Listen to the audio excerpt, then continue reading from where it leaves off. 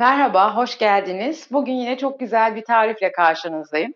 Geçtiğimiz hafta çok fazla hamur işi yaptık. Bu hafta protein ve sebzeyle beslenmeyi tercih ediyorum.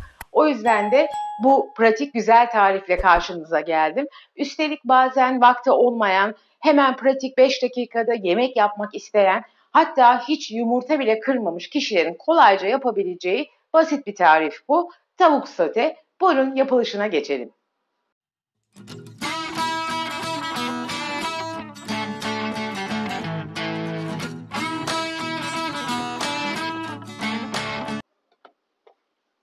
1 adet kuru soğanım, 4 diş de sarımsağım var. Kuru soğanı ortadan kestim, bir daha ortadan kesiyorum. Piyazlık gibi, çok ince olmadan, biraz iri şekilde. Çünkü bu tarz sotelere iri soğan çok yakışıyor.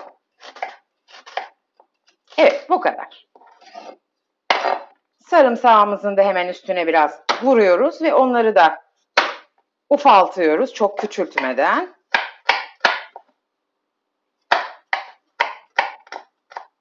1 adet kapya biberim, 4 adet de yeşil biberim var. Şimdi onları doğramaya geçeceğim. 2 adet de aslında bu zamanda domates kullanmamak lazım ama domatesim var ufak.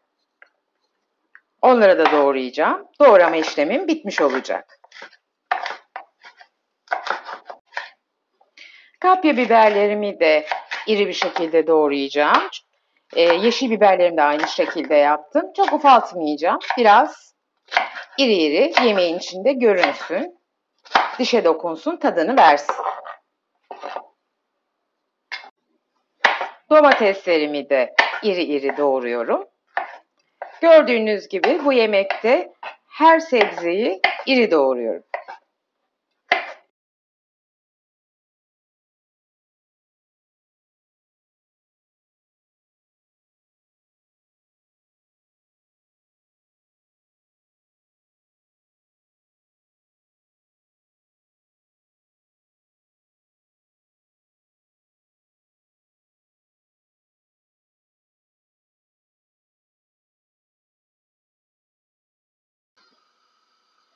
Ocağımı, tavamı aldım, altını yaktım. Gayet güzel bir şekilde ısındı. Şöyle 1-2 yemek kaşığı kadar, çok fazla koymayalım, sıvı yağ koyuyoruz. Tavuk çünkü zaten yağlı. Bu kestiğimiz tavukları, iri iri kestiğimiz tavukları tavamızın içine alıyoruz ve güzelce kavuruyoruz, soteliyoruz. Önce tavuklarımız sulanacak, suyunu bırakacak. Sonra kavura kavura o suyu çektireceğiz. Tavuğumuz bakın şimdi sulandı. Gayet güzel bir şekilde suyunu bıraktı. Bir 5 dakika böyle kavrulduğu zaman bu suyunu kendisi tekrar çekecek.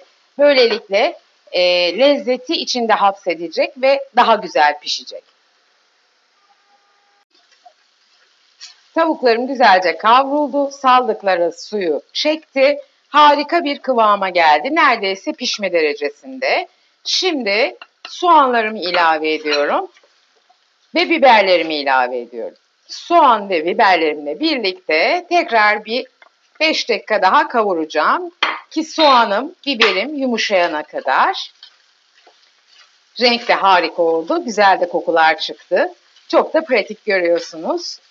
Beni bu dakikaya kadar izleyen bütün izleyicilerime çok çok teşekkür ediyorum. Sevgiler yolluyorum. Hala kanalıma abone olmamış arkadaşlar varsa onların da kanalıma abone olmasını ve abone ol butonunun yanındaki bildirim zilini de açmasını rica ediyorum ki her yüklediğimiz yeni tarif videomuz ilk paylaştığımızda hemen size bildirilsin. Siz de kaçırmadan izleyin. Sizin beğenileriniz, yorumlarınız çok kıymetli, çok değerli. Lütfen emoji olsun, yorum olsun, merak ettiğiniz şeyler olsun, tariflerle ilgili aklınıza takılanlar olsun. Lütfen yazın bana. Özellikle de ben gerçekten tariflerimi deniyor musunuz, beğeniyor musunuz? Bunları çok merak ediyorum. Bu konuda lütfen bana yazarsanız çok sevinirim. Nerelerden izliyorsunuz, hangi ülkelerden, hangi şehirlerden? Bütün Türkiye'ye sevgi, selam yolluyorum ve tekrar yemeğime dönüyorum. Kavurma işlemimi devam ettiriyorum. Bu aşamada 1 tatlı kaşığı köriyi karışımıma ilave ediyorum. 1 çay kaşığı kadar tuz. Tuz ve baharatlar spesifiktir. Sizin zevkinize göre tamamen. Az koyabilirsiniz, çok koyabilirsiniz, hiç koymayabilirsiniz. Arzu ettiğiniz gibi lütfen siz kararınızı verin. 1,5 kaşık da çay kaşığı kırmızı toz biber koyuyorum. Yarım çay kaşığı da karabiberimi koyuyorum. Hem şifa hem lezzet kaynağı bu baharatlar. Baharatlarımla da güzelce kavuruyorum.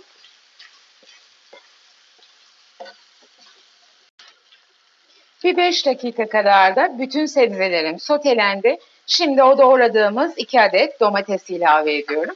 Arkadaşlar sote tavuğa salça koymayın. Gerçekten yakışmıyor. Tabii bu zevk meselesi. Arzu ederseniz patron sizsiniz. Tabii ki koyabilirsiniz ama gerçekten yakışmıyor. Adı üstünde sote.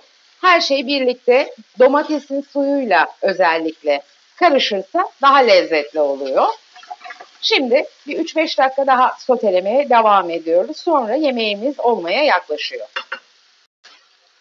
Bütün malzemem güzelce sotelendi. Şimdi son bir dokunuş olarak 1 çay kaşığı kekik koyuyorum. Keki en son ilave etmenizi öneririm. Çünkü kekik fazla pişirildiği zaman erken atılırsa acılaştırır yemeği. Acılaştırmaması için en son aşamada ocaktan almadan önce koymakta fayda var. Gördüğünüz gibi bütün tavuklarım çok güzel bir şekilde piştiler. Sebzelerim sotelendiler.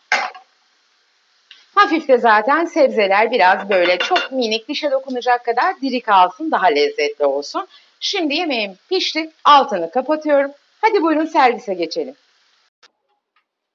Evet, nefis tavuk sotemiz hazır arkadaşlar.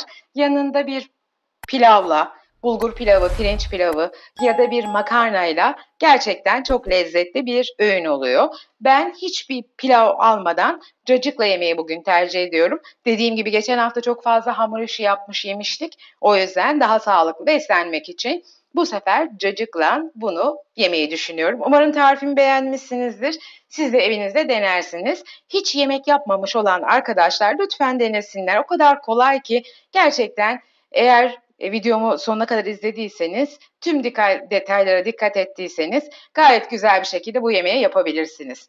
Lütfen videomu beğenmeyi, kanalıma abone olmayı ve bildirim zilini açmayı unutmayın. Bir sonraki güzel videomuzda görüşmek üzere. Hoşça kalın, sevgiyle kalın. Teşekkür ediyorum beni seyrettiğiniz için.